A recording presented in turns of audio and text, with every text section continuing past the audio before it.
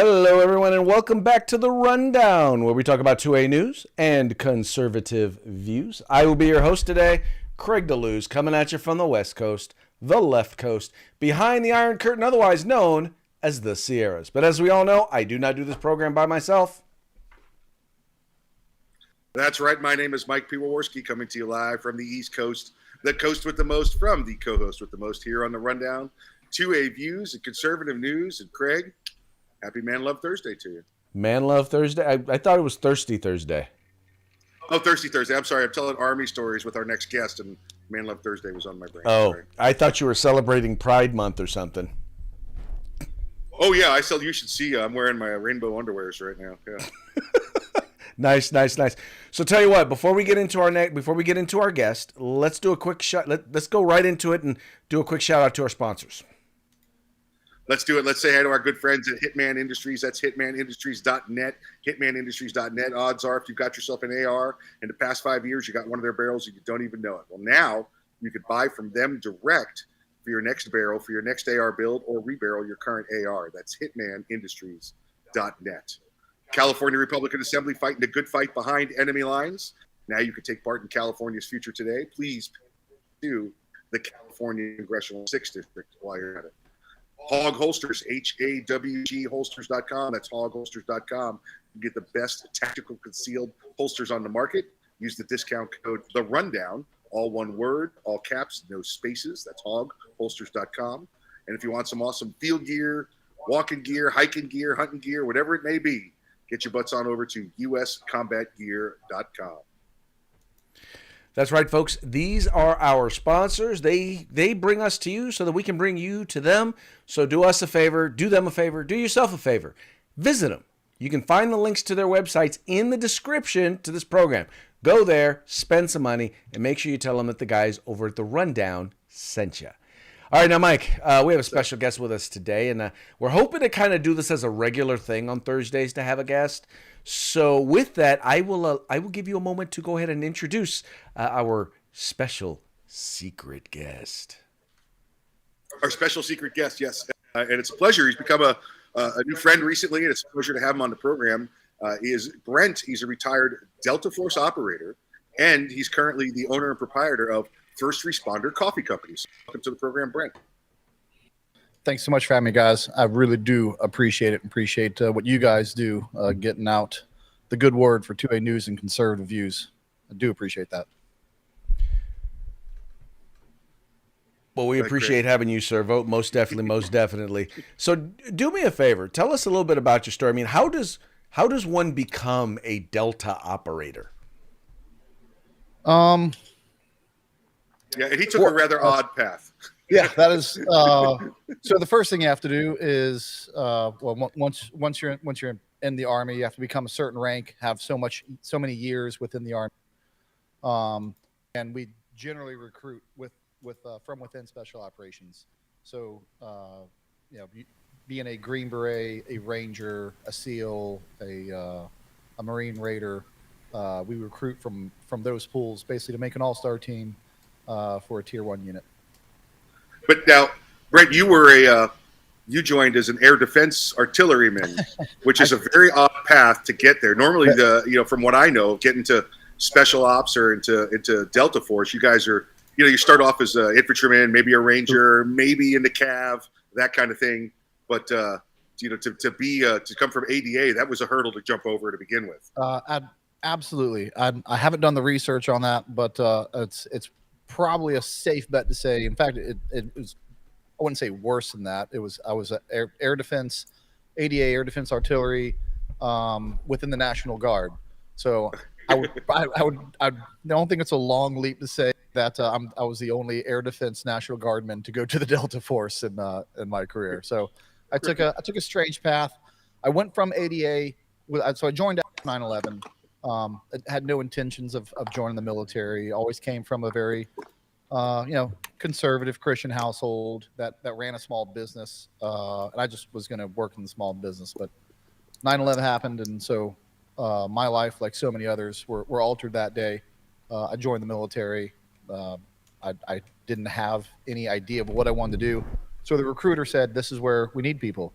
I said, sure. Then that's where my country needs me is where I want to go. And so they plugged me into Air Defense, Air Defense Artillery National Guard. It didn't take very long for me to figure out there that after over 2,000 people, innocent Americans died in the horrific terrorist act on our land, that I wasn't gonna be able to give any sort of justice for those people in air defense. So I quickly looked for another avenue where I could directly affect the war on terror. So the first place I wanted to go was to be a Green Beret, and so I had no idea or intentions going to the Delta Force, just one step at a time, right? Can I even be a Green Beret? And they even told me then they didn't want to send me to selection because they're like, hey, we sent guys to selection before. No one ever makes it. We're tired of wasting our time. You can't go. So what probably ended up being a gift to me was I had to fight them to go to Special Forces selection, which is actually they can't hold you back from progressing your career. Yet it happens all the time. And I fought them and I fought them and I fought them about that. And they finally said, fine, if you're gonna whine about it all the time, go. And it was the best thing for me, because there was no way that I was going to quit or not prepare myself when I got the opportunity to go there. So on my worst day at Special Force selection, quitting was never an option to me, because I was too prideful to go back to that unit and be like, oh, you were right. I shouldn't have gone. It was a gift. I went there. I crushed it because I trained for it, and spent almost 8 years on an ODA going to South America, Iraq, Afghanistan. And at some point, just wanted to see, it crosses a lot of people's mind, special operations. At some point, you see a Delta Force team off in the distance and on an airfield going to do hits, and little birds flying over you going, man, I wonder if I could do that. And I didn't want to, for the same reason I joined the military, I didn't want to have a life of what could have been. I didn't want to be 70 years old, look back and be like, my country got attacked and I didn't do anything about it like I should have. Don't want to live a life of no regrets. That's why I joined the military. That's why one of the reasons I joined Special Forces. And so kind of was a natural progression at this point. I was like, well, I've done everything that I've set my mind out to do so far, including dive school and some other very difficult schools within the military. I said, I'll give it a try. The unit did not come looking for me. I was not that. I was not on their radar. I had to go find them and look for a recruiter and make emails and try to find phone numbers. But I eventually found a recruiter that would that took my application. They came out and I passed all the initial assessments and exams and got invited out to West Virginia for a month retreat out into the mountains. And actually didn't make it the first time. And I made it all the way to the end, and they pulled me out. And the commander asked me, "Hey, how do you think it went?" And when I first got there, I was actually kind of almost intimidated. There's a bunch of just amazing men, just a bunch of badasses. You're like, man, do I deserve to be in this company? And by the end of it, all those big guys are falling out and you're still there at the end. And at some point I was like, this process isn't bigger than me. I actually think I belong here and I think I can do this. And so when I got my exit interview, he asked me how I did. And I said, I thought I actually did really good. This is where I messed up. This is where I could have done better. And he goes, well, obviously you didn't make it. So what are you going to do now? I said, well, and it is this mythical thing, which I'm not going to talk a lot about selection. It should stay a mythical thing. It should be a surprise to everyone going to it. But I told him, I said, well, if I know some people get a second chance, I said, if you'll have me back, I'll come back to this course and I'll kick it in the ass. And he kind of chuckled. He goes, that's really ironic you saying that, seeing how the course was bigger than you this time. What makes you think it won't be bigger than you next time? And I just looked right back to him. I said, give me another chance and I'll prove it. And I think he liked my attitude. He invited me back. I trained like an animal for 6 months. I took no time off, went right back to training. I went back to that course. I'd like to say I kicked its ass. I barely crawled across the finish line, and but I crawled across the finish line, and I made it to the next phase in my career. Which is, there were there will be more people drafted in the NFL this year that have ever been Delta Force operators. So if that kind of shows you what a elite group I was humbled and lucky to be a part of, much less to do it for 10 years. It was never lost on me. Every time I got on a helicopter in the middle of the night with, the best America has to offer, I felt just humbled, and kind of one of those things like I wish my dad could see me now, like his son lifting off on the best aircraft with the best gear, with the best men, going against the baddest dudes in the world. And we will win tonight the way we win every night. And it's an amazing feeling. And as much as I, try to talk humbly about it, if you'd have interviewed me on that helicopter, you'd have had a much more brazen person you'd have been interviewing that night. But I look back on it with just nothing but joy, graciousness, and lucky to be a part of that, and lucky to be a part of it during a time where we had missions to do. There's guys a part of the greatest unit in the world in the 80s and 90s that were lucky to go do hits every now and again. I was in a target-rich environment where there was always some place to go and always a target to be hit. So those 10 years were great years. And people talk to me about the bad times or losing friends, and the mental health aspect of it. And to be honest with you, I don't focus on the negative about it. Yes, that stuff happened. I enjoyed every mission I went on, every rotation I did, every time I got called out of my house in the middle of the night to go do something for my country.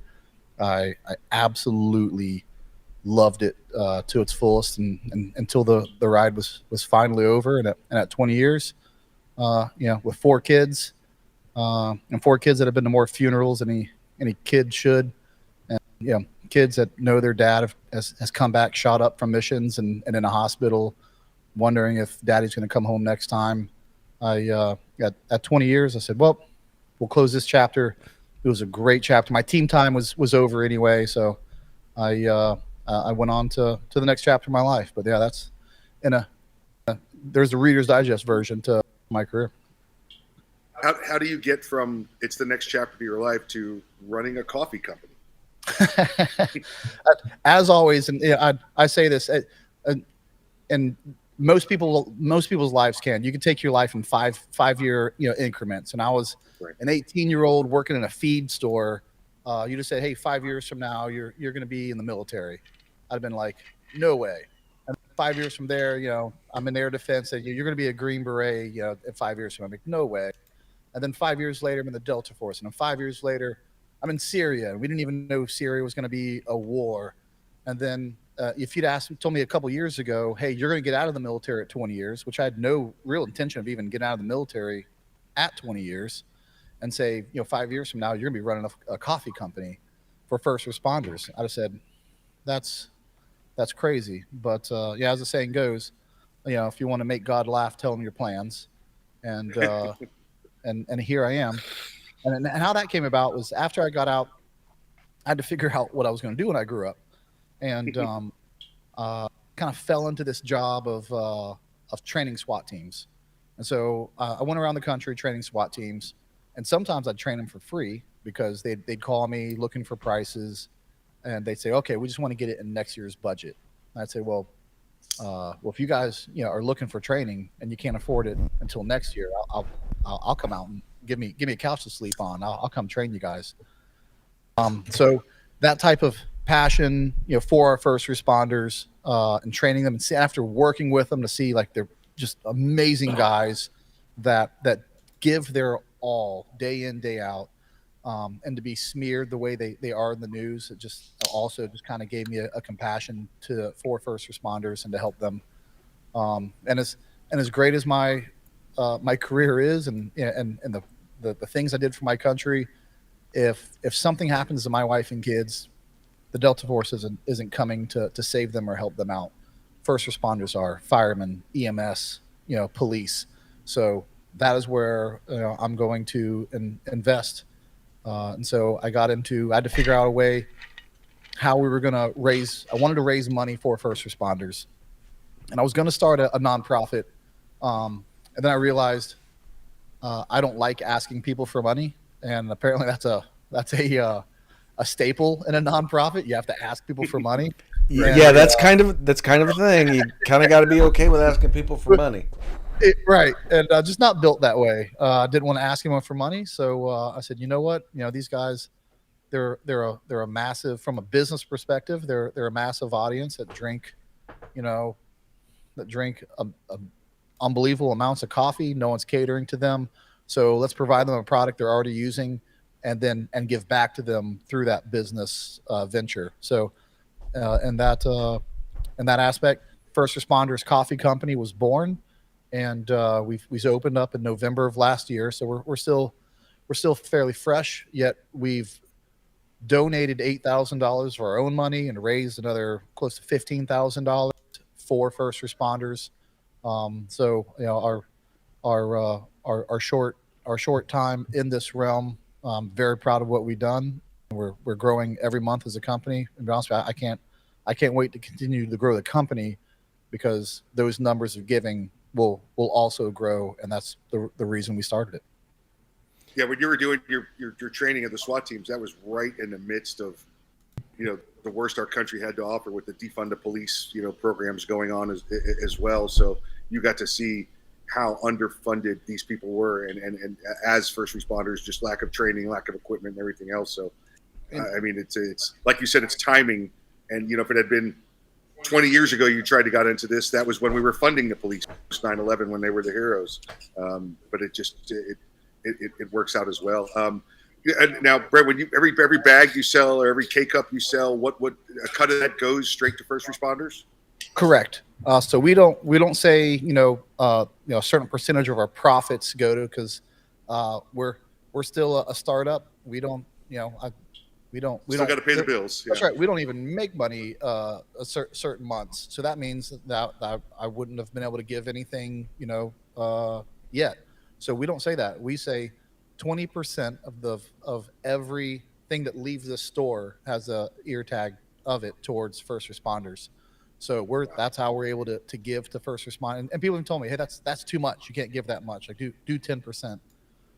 So not only have we done that, thanks to having to do taxes, I can tell you we're at 26%. So we can do that, and we can actually beat it and do a little more. So that's the numbers game we're playing right now, and I couldn't be any more proud of it, to be honest with you. Yeah, and that's, folks, there's not a 20% markup on everything, so he can give that 20%. That's 20% coming out of a normal price you'd pay for your coffee. And that's right. Yeah. Before we get into it, tell everybody what kind of coffee you got too. So the coffee aficionados can now be perked up as well. Yes. I knew at the end of the day, people would probably buy a bag just because of the cause, but to do the things that we want to do, I can't have, one bag of coffee sales per household. You have to put in quality coffee to get the second bag and the third bag and the fourth bag. So we decided to go with a single source Brazilian Arabica bean coffee, not Colombian coffee, and not a blend. Other companies they'll do what's called a Brazilian blend, and they'll throw the name Brazilian up there because everyone knows that the Brazilian coffee is high quality coffee.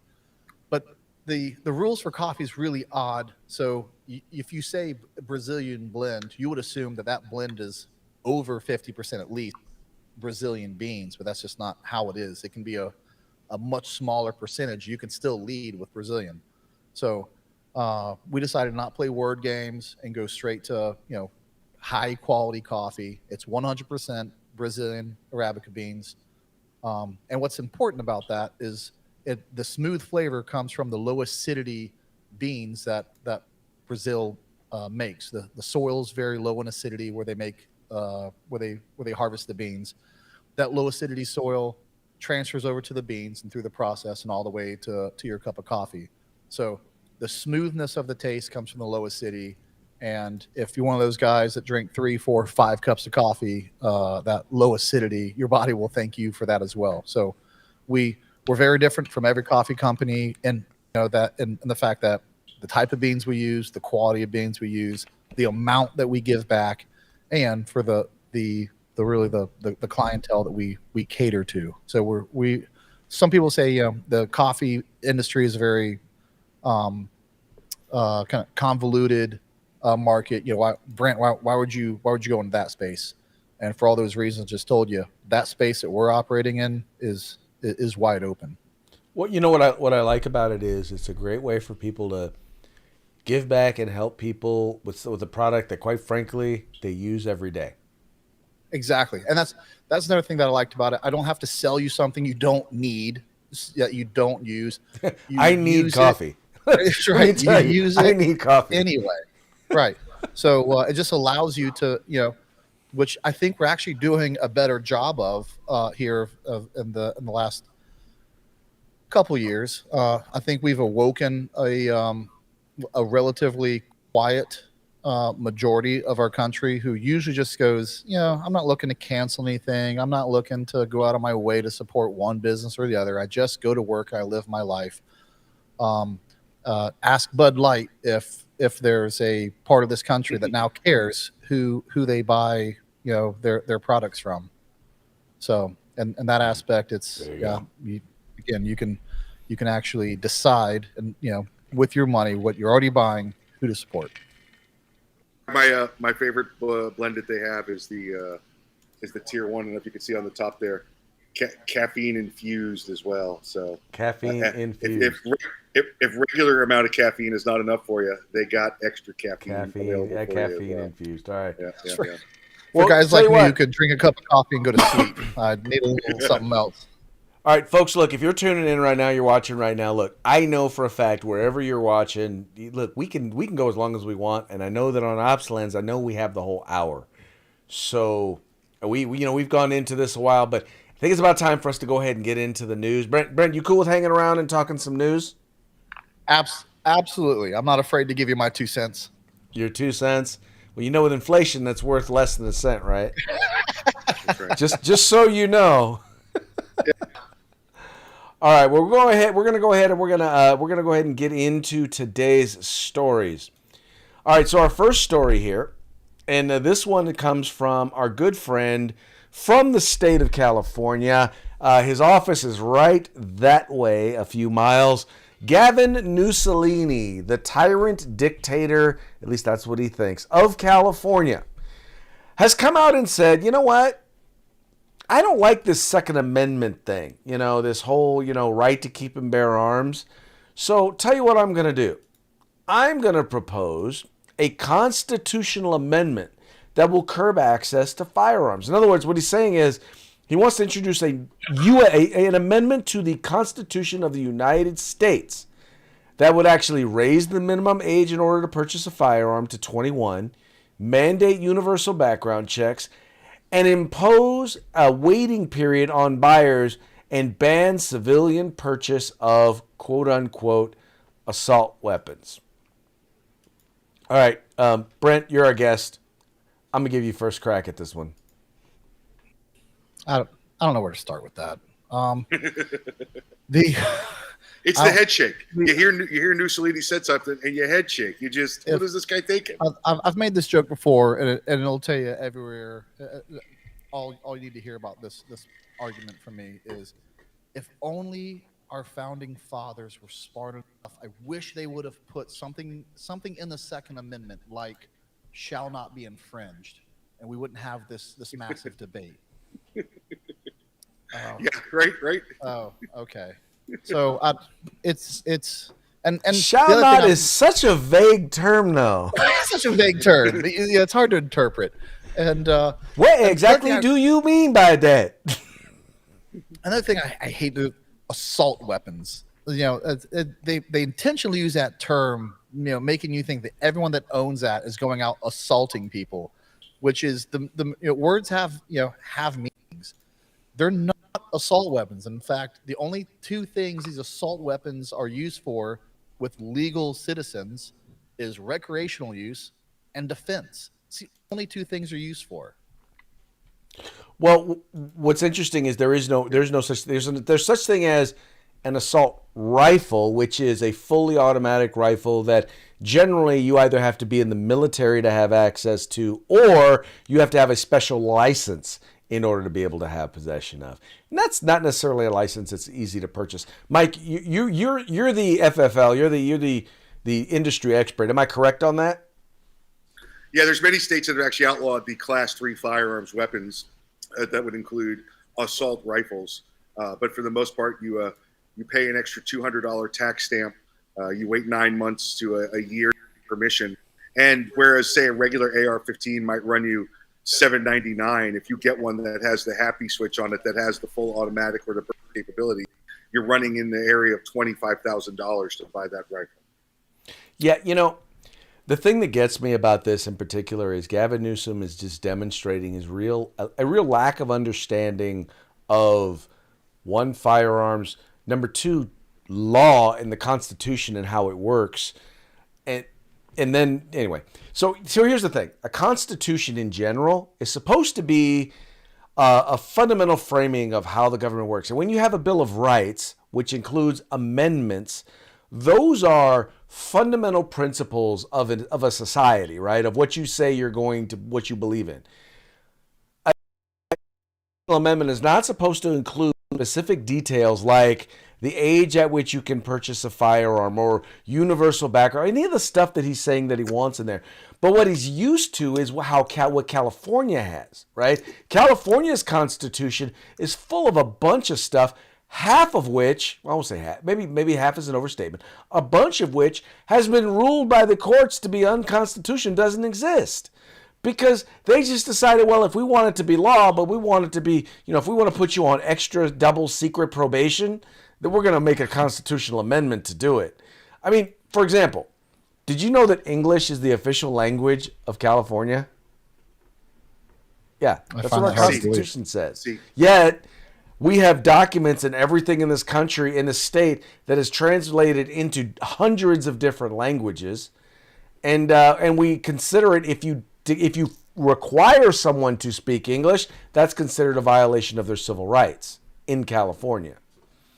I want to take a step back and get ahead of some people's argument, and because I hear it sometimes, and they'll say, "Well, assault rifle. What do you think AR stands for?" Right, Mike, do you want to take this as the subject matter expert? Yes, it stands for America's Rifle. Wait, that's not right. That's not right. It was Armalite rifle patent number 15. So it was the AR-15 that was created. Right. So it's not even what AR stands for. You know what I prefer to refer to as asshole repellent. And the other thing they'll say is, when you say, shall not be infringed, and they'll say, okay, so that means there should be no laws and a 14-year-old can buy a gun. This will be maybe, controversial in this day and age, but I would say, yeah, whose job it is to say what age someone should have a gun? The parents. The parents should, so if you live out in rural country and your 12-year-old, wants to buy his first firearm and go hunting with his dad, I don't have a problem with that. Parents, much like gender changes, should have the last say on that and know what's best for their kids. So that's I'll just go ahead and get out in front of that argument, and if it just goes back to a much bigger argument of the lack of parenting in this country. But I won't let your lack of parenting infringe my rights. There you go. Because I'll have to defend myself against your unruly kids. I got to defend myself against your unruly kids. Because they have weapons that they didn't get legally. So, as always, criminals don't care what the law says. So we're only making laws for law-abiding citizens. There you go. Well, and that's what people do not understand, or people anti-gunners do not understand, is that most of these laws have no impact on the people who are committing crimes. 96% of all firearms used in crimes were either stolen or trafficked. So they're not going to a gun store, so they're not going through background checks. They're not worried about the capacity of their magazines. They're not worried about whether or not it has all the evil features that make the firearm assaulty. They don't care. Their goal is, I just want to take your stuff and or do harm to you. And to say that to know that they are going to have access to semi-automatic centerfire rifles with detachable magazines, with all the evil features, and then to say that you're not allowed to have it just doesn't make any sense, because all it does is it further victimizes the potential victims. Well, let's walk this argument down. End of the day, I look at everything through logic and reason, and if it's good. Wait. Just so you know, logic and reason. That is about part of the culture of whiteness. So your white supremacy is starting to show. Just so you know, I just need you to know this. You know, Mike, you should have caught that. You are our diversity and equity officer here at the Rundown. I'm surprised that you missed that. So I am. I didn't beat him hard enough. So with that, let's walk down the line. You know, cars kill more people than guns do. You know, let's 35 mile an hour everywhere, and let's reduce those numbers. But we don't say cars kill people; we say the drivers kill people. Let's go again. They'll use this argument and say, "Hey, well, if we can take one gun off the street and save one American life, isn't that worth it?" Now, I happen to think American blood is precious, and I don't want no wasted life is what I want. However, then let's take that same logic and reason on our immigration process. Illegal immigrants kill innocent Americans, and just because a few illegal immigrants kill innocent Americans, should we do away with immigration? No, they wouldn't do that ever.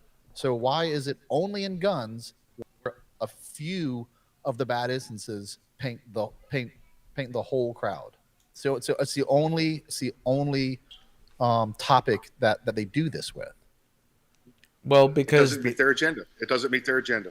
Well, ultimately, their goal is to disarm us so that they can do to us whatever they wish. Yep. Which goes back to my founding fathers, argument. And in the 80s and 90s and early 2000s, I'm not a conspiracy theorist. I'm not. No. That argument would not make a lot of sense. But as we keep creeping government control into every aspect of our life, this is exactly what our founding fathers wanted to keep from happening. This is one way you keep it from happening. And one more point I want to make is our Second Amendment rights is what keeps the enemy at bay. Mm-hmm. At some point, Russia and China, Russia's already shown they'll go attack whoever they want whenever they feel like it. The whole world was judging our response to Ukraine, or what really was a lack of response. That's a different argument you can have, whether we should be involved in that or not. But it is documented that one of the reasons China is not going to come over here and go to war with us isn't just because of our military prowess. It's because even if they made it here, they would have to deal with the billion of firearms that American citizens own. Yep. That's I want to kind of get into our next topic, and I'm going to take the next two items. Is the GOP support for 2A turning off young voters, and many Gen Z voters are leaning towards the GOP, because both of them kind of go together. Here's the thing. So what they're trying to argue here in Politico, they're trying to argue that, well, because the Republican Party supports the Second Amendment, well, that's creating a problem, because a lot of millennials and Gen Zers, well, they're pro restricting gun rights, yada, yada, yada, right? But what's interesting about it is that then you have this article over here at The Atlantic where they're talking about, is Gen Z coming for the GOP? And by the way, it says here, not all young people are Democrats. So it's interesting. The title and of the piece and the thing is different. But what they're noting is this. They're noting that among Gen Zers, that in red states, most Gen Zers are Republican. They're conservative. They believe in the right to keep and bear arms. They believe in traditional values. They don't believe in transing the kids. They believe in protecting parental rights. They believe in limited government, right? All of these things that that Gen Zers in red states believe. Now, obviously in blue states, Gen Zers as a majority believe something different. But I wanted to talk just a little bit because right now, I mean, the bulk of voters are still boomers and Gen Xers, and I still believe that the millennials are eventually going to come around, and Gen Zers are demonstrating that they're already coming around. I mean, I look at our show. Our second biggest demographic is 21 to 35. It's literally Gen Z. Yeah, and Greg, I think a lot of it goes towards, like you said, what state they come from, where they come from, what their influences are, and I think, like you said, that 21 to 35 years of age is that age of maturity, that age of adulthood. Like you and I have said many times on here, I don't believe you're an adult until you make that first mortgage payment. You realize where your money's going and how much goes to tax and how much goes to interest. It's at that point you become much more conservative in your values. Yeah, I'd like to point out one of my favorite quotes. I had to pull it up real quick so I don't butcher it. And it says, "If you're not a liberal when you're young, you have no heart, and if you're not a conservative when old, you have no brain." So it doesn't concern me a whole lot that you may be turning off some of the young voters, because those young voters will get older and they'll get into the real world, and as you mature, you start thinking differently and you start seeing how the world really works. That's one thing I'd like to point out. So I'm not going to chase the young vote, knowing that. But here's the one challenge with that, and that's one of the things that's pointed out in the Political article, as well as in the Atlantic, is that in particular a lot of the changes that were made in 2020, and many of which stayed in effect in terms of voting laws in 2022, have facilitated larger numbers of younger voters actually voting, which means that we can't ignore younger voters. I'm not saying we have to completely change our mind, but we can't ignore younger voters. And here's the second point I wanted to make was, at the end of the day, you go interview we talk about street interviews before the show, all these people, and you ask them, what's your biggest concern right now? I would be baffled if Gen Zers looked in your mic and said, gun control. Gun control is number one on my list. Not jobs, not inflation, not the housing price, the cost of housing and groceries, which all goes under inflations, and the massive amount of taxes they're realizing they're paying now. So if gun control ends up on number 10 of their list, you're not going to hit all 10 on their list. What you need to hit is what affects them most in their life. And those things I mentioned, the Republican Party or the Conservative Party has a great argument for, and that's what we need to stick to. They want jobs and housing. That's what they want. True that. It's what a smaller government and letting capitalism free will give them. Don't disagree with that. Don't disagree with that one bit. I want to move on to our last story, and this one. All right, so this one I literally include this because I found it hilarious. There's a TikTok video, and unfortunately I did not download the video, but there's a TikTok video that's out there where you have a liberal woman who is decrying the fact she is angry and she is hurt because, well, she's looking for a man, but she wants a man. She don't want a wimpy man. She don't want she doesn't want a feminine man. She wants a man. And this liberal woman has a video that's gone viral on TikTok saying it's so hard for her to find a masculine man that's not a conservative. And I'm like, I'm sorry, but how do you not understand that liberal emasculated men cannot be masculine? When you cut his balls off, it's a little hard for him to be masculine. I'm just saying. Again, where do you start? I'll tell you where I'll start with this one. I'll start because it's rooted in feminism, okay? And let's take current events and tackle it with feminism. I've been to the Ukraine 3 times. I also volunteer my work with my specialty experience in child rescue. So I went over to Ukraine to help with the evacuation in high risk areas for children. You want to know what I didn't find in Ukraine when there was a war had broke out and they're fighting for their existence as a country?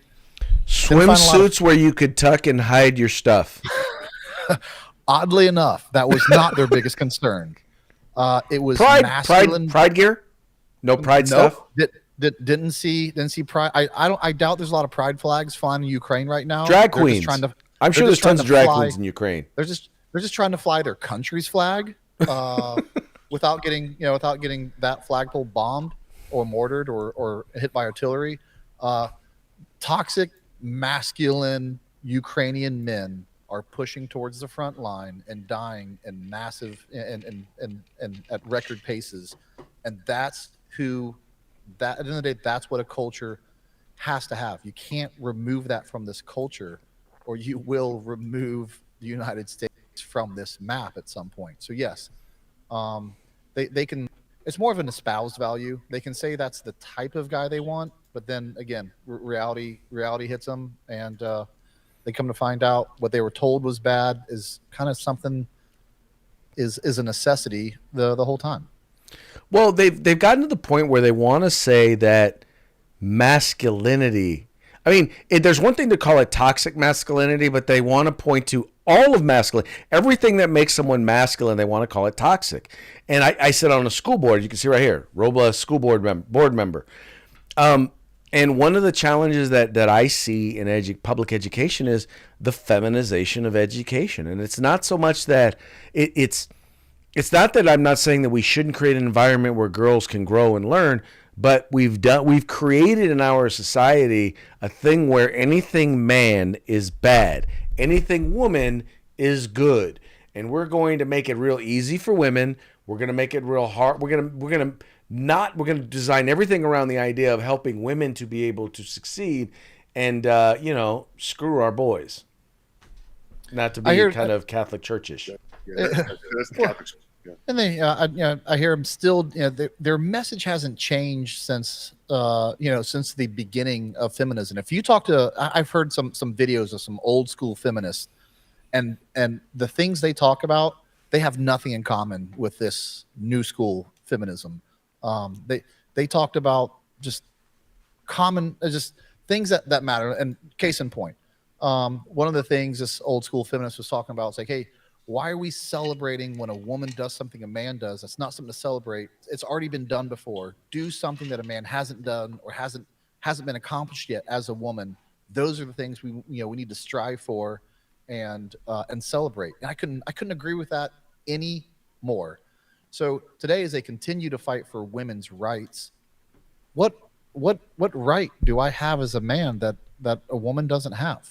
And that's an honest question, Craig. If you could name one. I deal with the same thing when I hear people talk about how racist America is, because I'm like, so what do you as a black man? What can I as a black man not do that the two of you can't do? What can Nothing. you do? Swimming.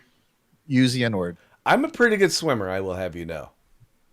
Oh, Especially okay, since right. my body fat ratio's gone up, I float a little bit better. I'm glad my joke went unnoticed. I heard you. I got some.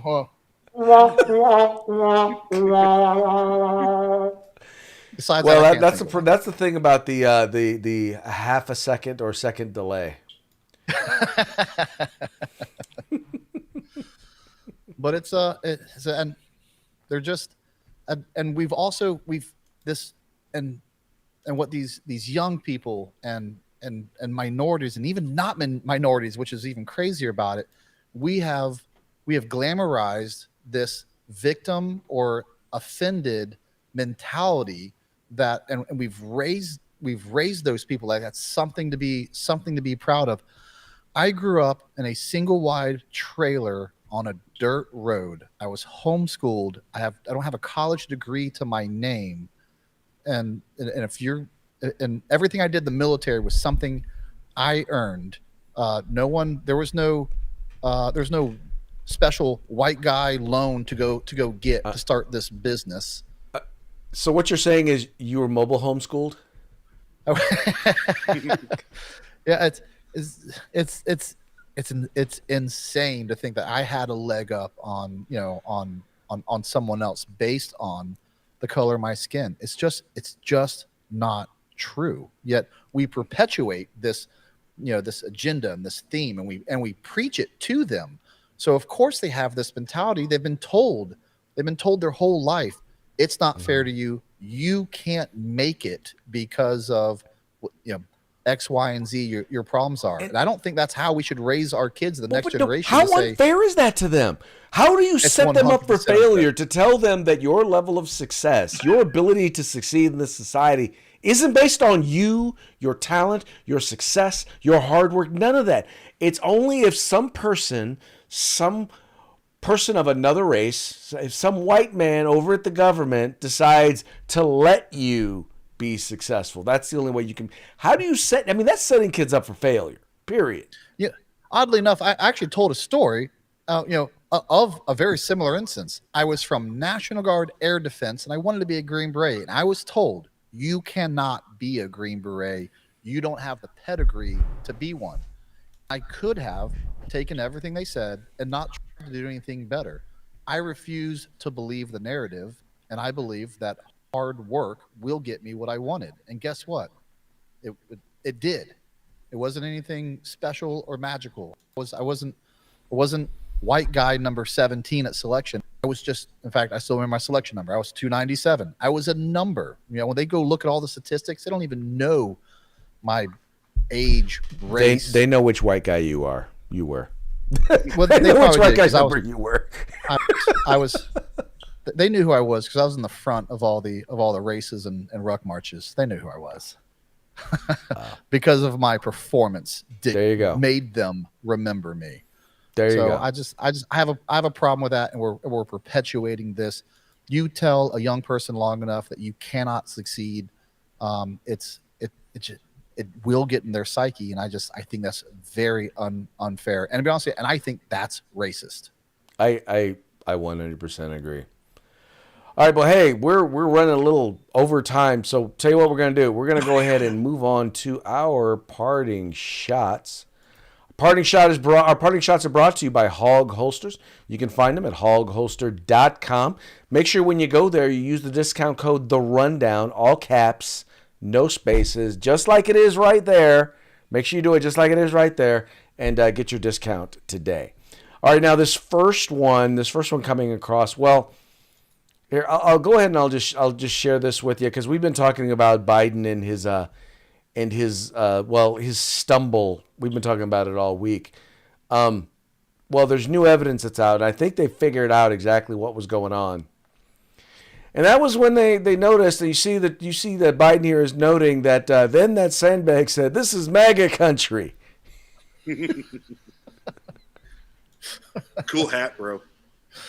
Very, very cool hat. But we also, now, just so you guys know, we also have some behind-the-scenes audio. You guys may not know, but in situations like this, they actually give the president an earpiece so that he can know and understand where he's supposed to be going and what he's supposed to be doing. And we kind of have the behind-the-scenes audio of that. I thought you guys might enjoy listening to that. All right, Joe, let's see if you can even get to the damn mark this time. Remember, like we practice, walk around, go up and say hi to the general, and then get behind the podium.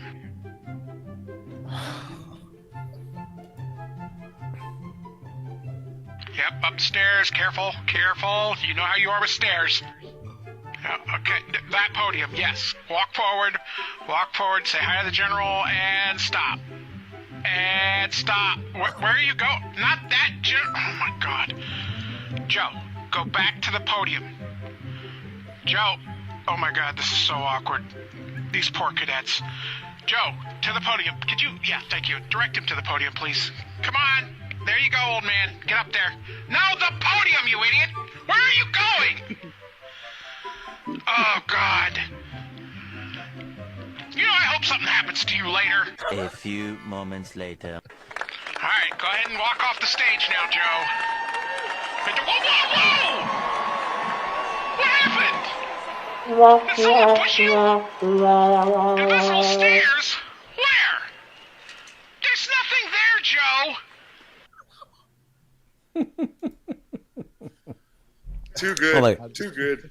That was incredibly Amazing. too good. Amazing Now, you this don't know last that. one, this last video, I want to share with you just because, well, we're talking about statistics. And you're going to notice this guy's going to drop some statistics that are not in line with the current narrative. But having said that, not only is it funny, but it is incredibly accurate. Yes, 50% of all murders committed in this country were committed by people of color. That's true. But why are they telling you that on Fox News? We not killing you. I looked it up. 92% of the people that murder were other black people. Like, what the fuck are you scared of, sir? I'm not going clutching your purse. Move. I'm trying to shoot the motherfucker behind you. And what's funny is that he just suddenly dropped that bomb, and it's like, yeah. Because if you listen to the media narrative, the number one cause of death of black people are white cops. But that ain't true. Yeah. Yep. That's right. Comedy will always will never be censored, and that's the only place there's a bastion of hope in this country is comedians continuing to tell the truth through comedy. There's The front line of the First Amendment. That's what I like to call it. Yeah. All right. Yeah, Well, hey, absolute before we tune out today, first of all, Mike, how about that shout out to our sponsors? Yep. Again, let's say hello to our good friends at Hitman Industries, hitmanindustries.net. You can get rifle and pistol caliber barrels in any length you desire, and soon to come, Glock barrels. That's hitmanindustries.net. California Republican Assembly fighting a good fight behind enemy lines. Now you can take part in California's future today, and again, keep your eye on the California 6th Congressional District.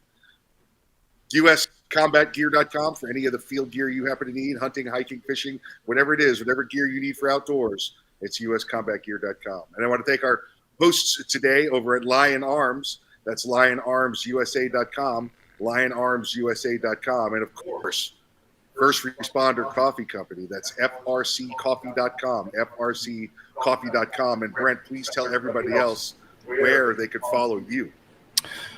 You can follow us both on Instagram and Facebook at FRC Coffee. And also, this would be the first time we've announced it. You may have seen me smoking a cigar this segment. FRC Cigars will make its way to us next month, a big launch. So you can start your day with us, and then you can end your day with us. So we're going to corner the market. See, now you got to send me some cigars so you can say that your cigars are being smoked coast to coast. You got a box with your name on it, Craig. Very nice, very nice. Brent, thank you so much for coming on the program. Very much appreciated the conversation. Really appreciated hearing about your background, and really appreciate all that you do for our first responders. Thanks for having me. Anytime. And on that note, we're going to go ahead and call it a day. We're going to call it a program. Not quite a week, though. We still got one more day. We still got Friday, Freaky Friday. Thank God it will be Friday. And with that, you folks take care. Have a good evening. Stay safe. And we will talk to you mañana.